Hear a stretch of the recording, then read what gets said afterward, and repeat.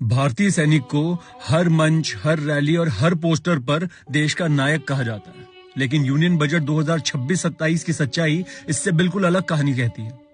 सरकार गर्व से कहती है कि डिफेंस बजट ऐतिहासिक ऊंचाई पर है, लेकिन उसी बजट में चुपचाप डिसेबिलिटी पेंशन पर टैक्स छूट को सीमित कर दिया गया। यानी जो सैनिक युद्ध में घायल हुआ और फिर भी देश की सेवा करता रहा, उसे रिटायरमेंट के बाद आर्थिक रूप से दंडित किया जाएगा। जिस जवान ने देश की रक्षा में अपनी सेहत खो दी, उसे कहा जा रहा है कि उसकी डिसेबिलिटी तभी तक मायने रखती है जब तक वो इनवैलिडेटेड आउट ना हो, ना कि तब जब उसने पूरी हिम्मत और बलिदान के साथ पूरा कार्यकाल निभाया।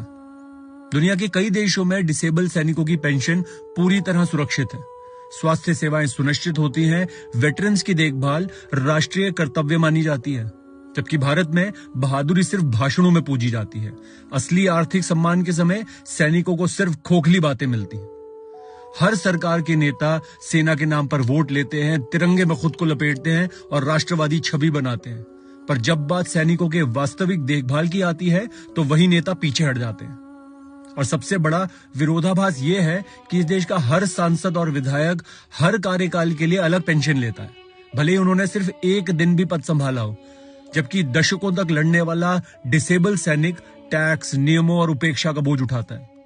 यह तुलना दिखाती है कि बलिदान सिर्फ तब तक याद रखा जाता है जब तक राजनीतिक रूप से उपयोगी हो, उसके बाद वो बजट का बोझ बन जाता है।